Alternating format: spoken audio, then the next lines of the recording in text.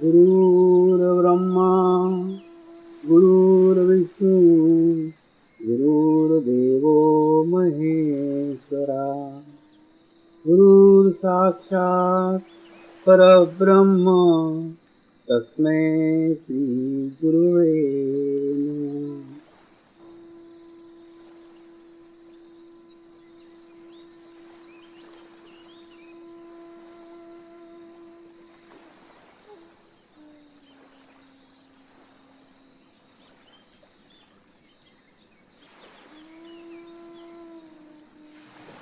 मेरे साथ ध्यान की शुरुआत करेंगे।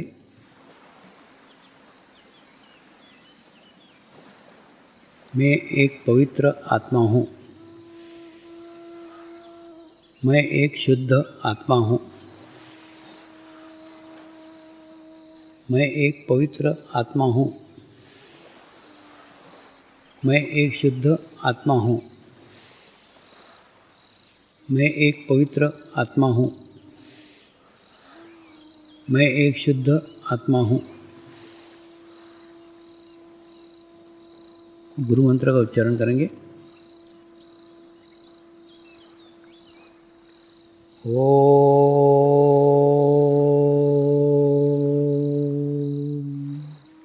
श्री शिवकृपानंद स्वामी नमो नमः।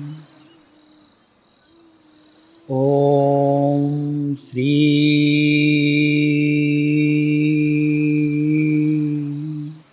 शिवकृपानंद स्वामी नमो नमः। ओम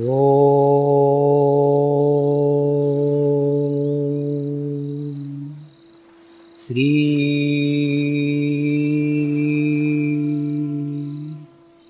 शिवकृपानंद स्वामी नमो नमः। ओम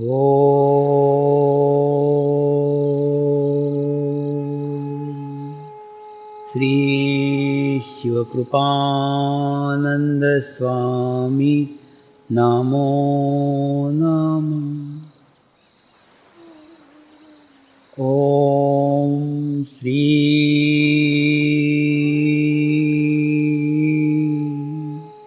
शिवकृपानंद स्वामी नमो नमः। ओम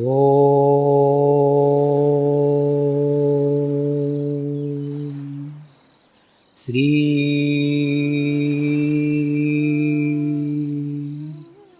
शिवकृपानंद स्वामी नमो नमः। ओम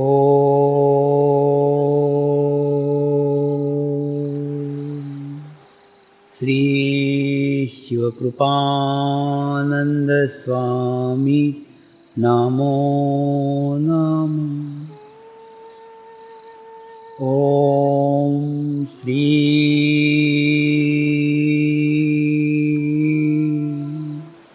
शिवकृपानंद स्वामी नमो नमः। ओम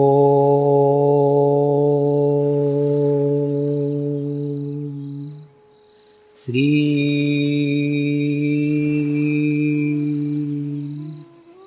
शिवकृपानंद स्वामी नमो नमः।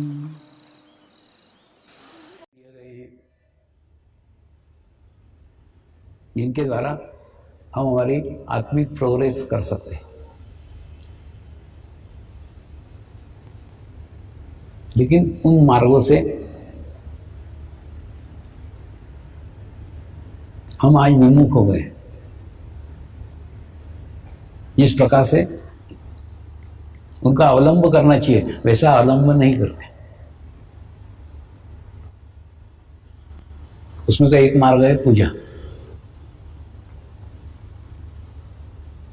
अब आपके दादाजी को, नाना जी को पूछो ना, पहले के समय में पूजा घर का मुखिया करता था, घर का जो प्रमुख व्यक्ति है वो पूजा करता था। लेकिन आजकल वो प्रमुख व्यक्ति को समय ही नहीं है, टाइम ही नहीं है, वो अपने धंधे में, अपने नौकरी में लगा रहता है, उसको पूजा करने को टाइम ही नहीं रहता। तो वो क्या करता है, पत्नी पे डाल देता है। पत्नी भी आजकल नौकरियां करने वाली है, उनको भी टाइम नहीं रहता है। वो क्या करती है, अपने कॉलेज जाने वाली लड़की के ऊपर डाल देती है, तू कर। कॉलेज जाने वाली लड़की को भी टाइम नहीं रहता, उसको बहुत दूर कॉलेज रहता है, वो अपने और छोटे जो 10वीं में भाई है उसके ऊपर डाल देती है कि तू पूजा कर। 10वीं वाला भाई, उसका अभ्यास रहता है, तो और छोटे अपने 5वीं वाले भाई के ऊपर डाल देता है कि तू पूजा कर। वास्तव में पूजा मन की एकाग्रता करने का माध्यम है। क्रमबद्ध तरीके से, लयबद्ध तरीके से पहले रेशमी वस्त्र पहनना और मन में भाव लाना कि मैं ये परमात्मा के लिए कर रहा हूं। फिर चंदन घिसना, और चंदन घिसते समय भी ये पूर्ण भाव रखना, ये मैं परमात्मा के लिए कर रहा हूं। फिर एक एक भगवान की मूर्ति को नीचे लाना, उसको पानी से नहलाना, दूध से नहलाना, फिर पानी से नहलाना, फिर पोंछना, फिर चंदन लगाना, हल्दी कुमकुम चलाना, फूल चढ़ाना, कपूर जलाना, अगरबत्ती जलाना, प्रसाद दिखाना, आखिरी में आरती करना, जय देव जय देव जय देव। यानी क्रमबद्ध तरीके से, लयबद्ध तरीके से मन को एकाग्र करने का माध्यम पूजा है। लेकिन आज इस माध्यम से हम विमुख हो गए हैं, वंचित हो गए हैं।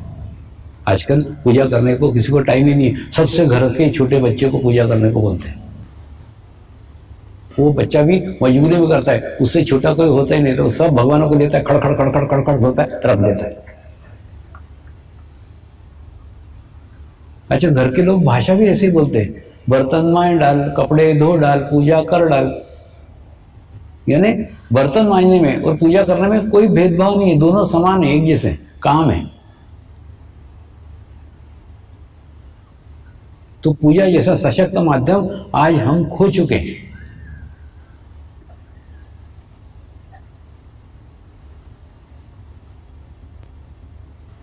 दूसरा माध्यम था मंदिर।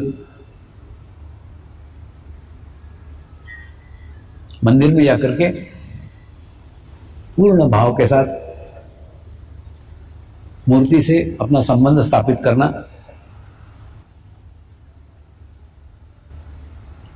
तो अंतर्मुखी शक्तियां मूर्ति में स्थापित होने के कारण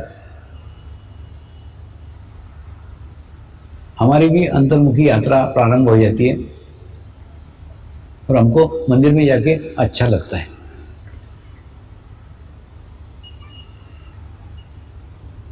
लेकिन वो माध्यम भी हम खो चुके हैं। हम मंदिर में मन की एकाग्रता के लिए, मन की शांति के लिए जाते हैं, हम मांगने जाते हैं। मेरा ये काम कर दो, मेरी ये समस्या दूर कर दो, मेरी ये प्रॉब्लम दूर कर दो। थोड़ा समझो ना, समस्या शरीर की है। जब तक जीवंत हो, जब तक समस्या रहेगी, एक खत्म होगी दूसरी चालू कर लोगे। और तुमको समस्या है मतलब तुम में समस्या है। तो मंदिर जो एक अच्छा माध्यम था जिससे अंदर की स्थिति अच्छी हो सकती थी, वो साधन भी हमने खो चुके हैं। वहां भी मांगने को जाते हैं। तीसरा साधन था दान। भारतीय संस्कृति में दान को भी महत्व है बहुत। दान यानी कोई आए उसके लिए 1 रुपया फेंक देना दान नहीं है। अपनी समस्याओं से अपना चित्त हटा करके दूसरों की समस्या की तरफ देखना दान है। उससे 2 फायदे हैं। एक तो आपका चित्त आपकी समस्या पे से हट जाता है, दूसरा दूसरे की समस्या दूर करने के लिए आप सहायक सिद्ध होते हो। वास्तव में देखा जाए ना, दान को जितना महत्व दिया गया है, उस महत्व को न जानते हुए हम दान करते हैं, तो दान की जो रिजल्ट आना चाहिए,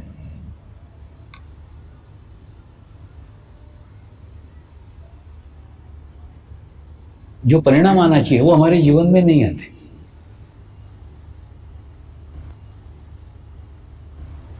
आप ही आत्म परीक्षण करो, मैं जो कह रहा हूं कितना सत्य है। हम दान इन्वेस्टमेंट करने जाते हैं और बोलते भी 1 रुपया दोगे तो 10 लाख मिलेगा।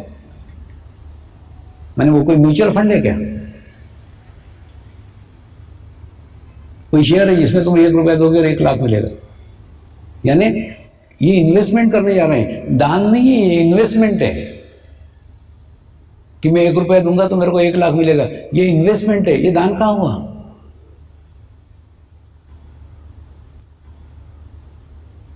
दानसरी के माध्यम को भी हमने खो दिया है।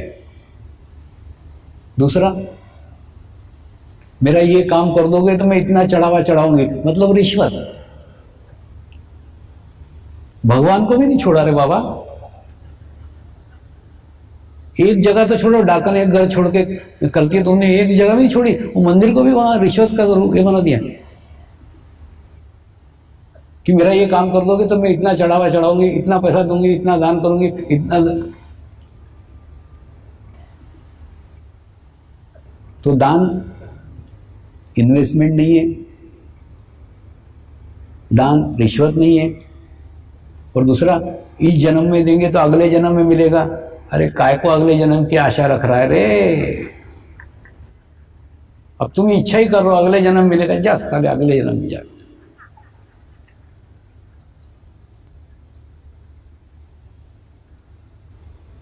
क्यों अगले जन्म का सोचते हो? तुम्हारी सोच ही कैसी? देखो, दान को भी अगले जन्म में मिलेगा, इस जन्म में दोगे अगले जन्म में मिलेगा। चौथा, अपने पाप कर्म कम करने के लिए दान करते हैं, है ना? कई साधु संत बोलते हैं, तूने इतना पाप किया 1 लाख रुपए दान कर, पाप मुक्त हो जाएगा। इतना दान किया 10 लाख रुपए दान कर, मुक्त हो जाएगा। ये कोई बनने का चोपड़ा है क्या कि कम हो जाएगा, घट जाएगा? जितना पाप किया उतना भोगना ही पड़ेगा, वो कुछ नहीं कटने वाला है। कोई पैसे से पाप कटेंगे क्या? तुमने जो पाप कर्म किए वो तुमको भोगना ही पड़ेंगे। पैसे के दान देके उससे, दान से वो नहीं कटौती हो सकती। तो दान पाप कर्म काटने का माध्यम नहीं है, दान इन्वेस्टमेंट नहीं है, दान अगले जन्म में मिलेगा ये नहीं है, दान रिश्वत नहीं है। दान सरी के पवित्र शब्दों को भी सत्यानाश कर डाला।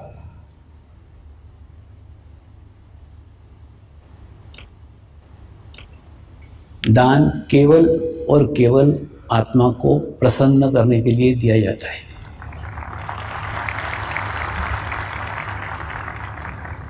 एक रुपया दो, लेकिन किसी को बताने की आवश्यकता नहीं, किसी को दिखाने की आवश्यकता नहीं, और आप इसलिए दे रहे हो कि उससे आपके मन को अच्छा लग रहा है।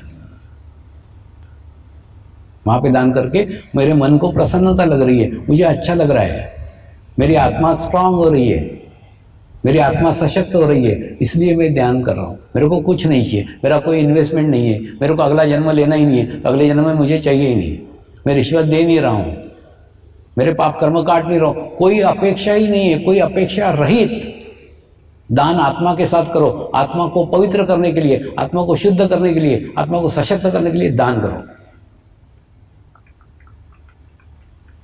तो दान के अर्थ को समझो पहले, दान काय के लिए कर रहे हो? तो दान भी एक माध्यम था, वो भी हमने खो चुके हैं। अब बताओ, पूजा खो दी, मंदिर खो दिया, दान खो दिया, रहा क्या? अब एक और एक ही मार्ग बचा है, वो है ध्यान। अब इसको खराब मत करना। और कोई मार्ग बचा नहीं रे बाबा, कोई मार्ग बचा नहीं, एक ही मार्ग बचा है, ध्यान। ध्यान अपेक्षा के साथ मत करो। सारे माध्यम तुमने गंदे कर डाले, सब माध्यम दूषित कर डाले, सब माध्यम अशुद्ध कर डाले, अपवित्र कर डाले। इसको अपवित्र मत करो। ध्यान कोई अपेक्षा के साथ मत करो, ध्यान करने से मेरा ये हो जाए, कुछ नहीं होगा तुम्हारा। तुम्हारे आत्मा को सशक्त होगा, आत्मा स्ट्रांग होगा, आत्मा मजबूत होगा, बस इसके लिए ध्यान कर रहे हैं। आत्मा की प्रसन्नता के लिए ध्यान करो, बाकी कुछ नहीं चाहिए। मैं इस मार्ग में कोई अपेक्षा से नहीं आया, लेकिन आज उस स्थिति में हो कि मेरे को पाने के लिए जीवन में कुछ नहीं रह गया, ये स्थिति तुमको मिलनी चाहिए।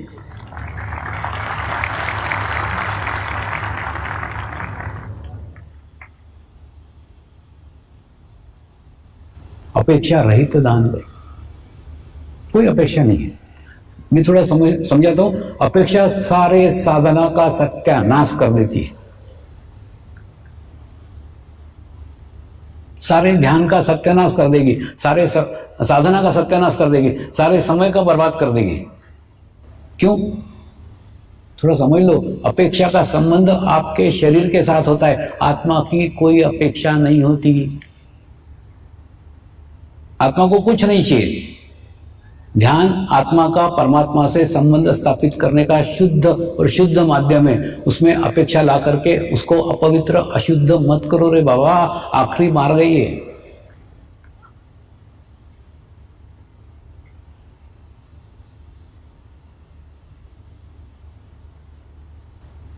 ध्यान केवल इसलिए करो क्योंकि उससे आपकी आत्मा प्रसन्न, आपको अच्छा लगता है।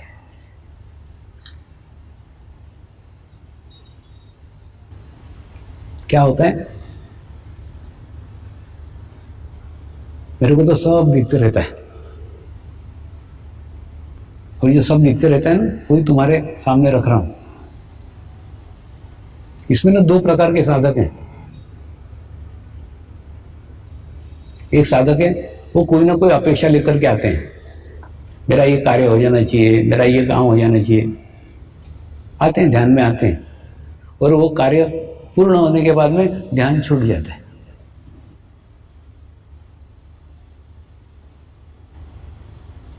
ये भावपूर्ण साधक है, पूर्ण फेथ से आएंगे, पूर्ण भाव से आएंगे।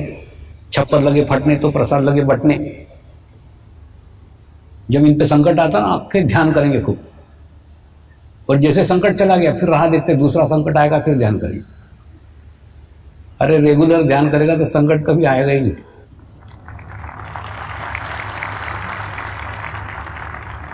वो दूसरे बुद्धिवादी साधक है। बुद्धिवादी साधकों की खूब प्रगति हुई है, आध्यात्मिक खूब प्रोग्रेस हुई है। उनका कोई विश्वास ही नहीं है इस चीज पे कि ध्यान करने से कोई अच्छा हो सकता है, ध्यान करने से कोई भला हो सकता है। तो उसके कारण क्या, उनके कोई अपेक्षा ही नहीं है। वो ध्यान सिर्फ इसलिए कर रहे हैं, ध्यान करके टेंशन मुक्त रहते हैं, ध्यान करके बीपी कम होता है, ध्यान करके शुगर कम होती है, ध्यान करना अच्छा लगता है, रिलैक्सेशन होता है।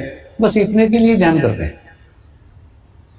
बाकी कुछ मिलना चाहिए, मिलना कुछ नहीं रहता है। तो उनकी अच्छी प्रोग्रेस होती है, अच्छी प्रगति होती है। तो अपेक्षा लेकर के ध्यान मत करो ना, सिर्फ आपको अच्छा लगता है, प्रसन्नता लगती है, केवल इसके लिए ध्यान करो। थोड़ा समझो, मनुष्य के कार्य करने के ना दो स्तर हैं। एक शारीरिक स्तर पे कार्य है, तो शारीरिक स्तर के ऊपर तुमको कार्य करते आएगा। एक आत्मिक स्तर पे कार्य है, आत्मिक स्तर पे करोगे तो खूब विशाल कार्य तुम्हारे माध्यम से, तुम्हारे हाथ से हो सकता है। ठीक उसी प्रकार से तुम अपेक्षा करोगे तो जितनी तुम्हारी औकात है, जितनी तुम्हारी दृष्टि है, जितना तुम्हारा क्षेत्र है, जितनी तुम्हारी पहुंच है, उतना तुमको मिलेगा। और अपेक्षा रहित कार्य करोगे, इतना मिलेगा कि रखने को भी जगह नहीं रहेगी। और ये किताबों की बातें नहीं, जीवंत तो मेरे अनुभव बता रहा हूं। इस मार्ग में कोई अपेक्षा से नहीं आया था, आप भी कोई अपेक्षा से मत आओ। एकदम करके तो देखो, अपेक्षा रहित जीवन एक 45 दिन करके देखो, 45 दिन में दुनिया बदल जाएगी।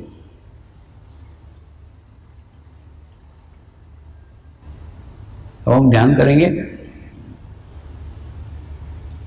मेडिटेशंस करेंगे।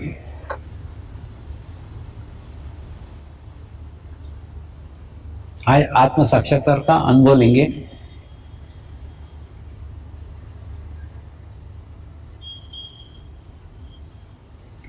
एक स्वीट डिश बना करके आज मैं आपको खिलाऊंगा। तो उससे आपको एक कॉन्फिडेंस आ जाएगा।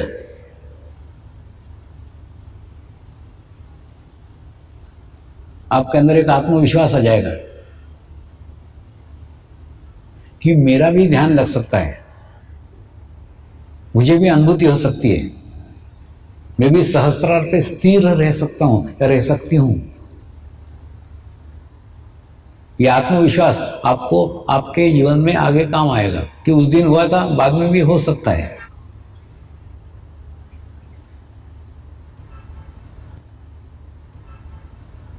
आज हम परमात्मा से आत्म साक्षात्कार मांगेंगे।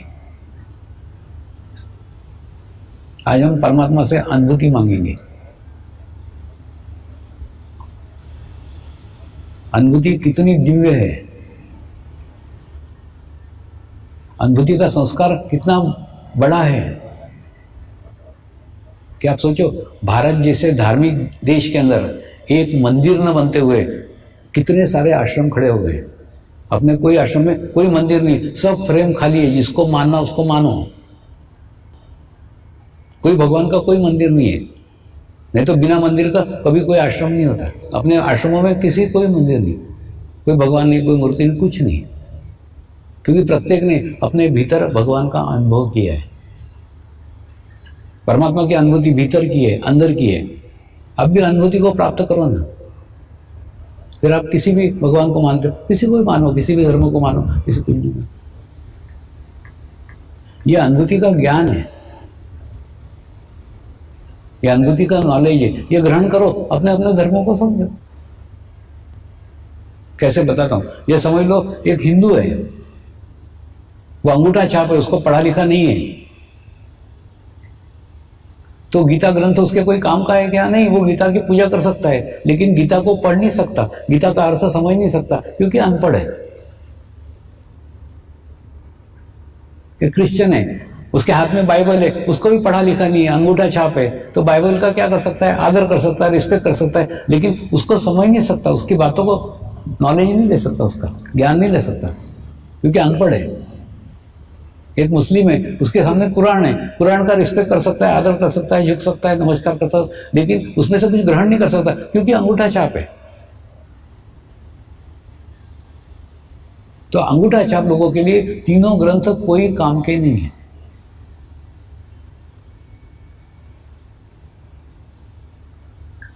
वे केवल उसका आदर कर सकते हैं, बाकी उसमें से कुछ ग्रहण नहीं कर सकते। ठीक उसी प्रकार से यह अनुभूति का ज्ञान है, यह अनुभूति का नॉलेज है। इसको ग्रहण करो और अपने अपने धर्मों को समझो।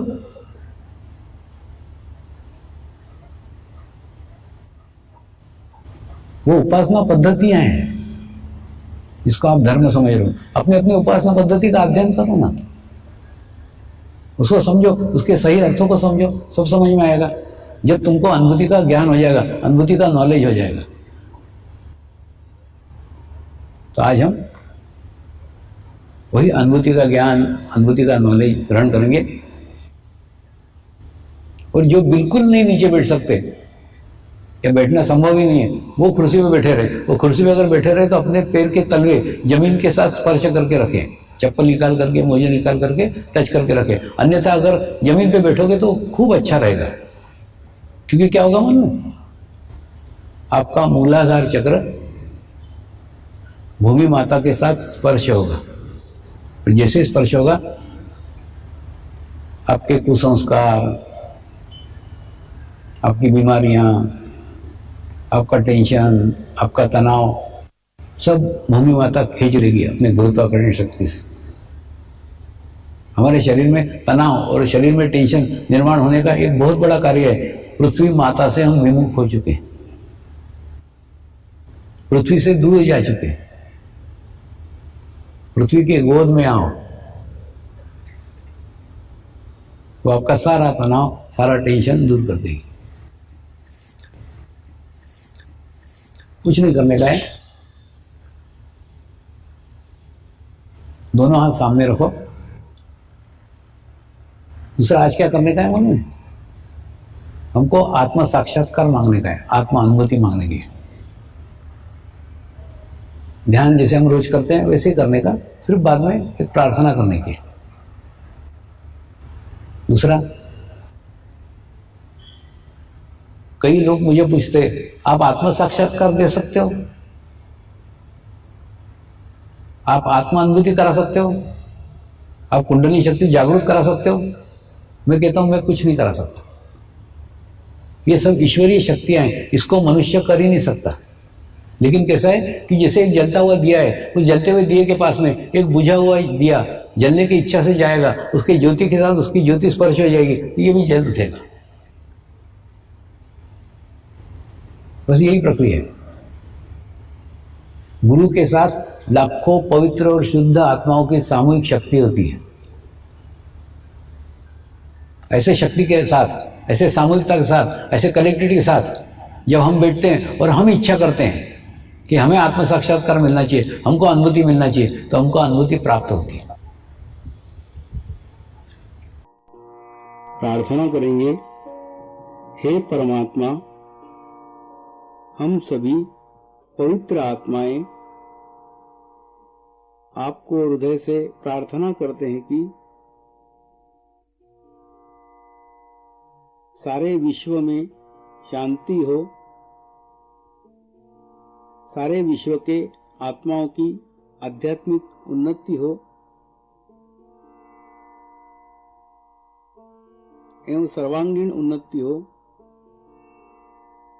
यही हम सब आत्माओं की शुद्ध इच्छा है। नमस्कार करेंगे।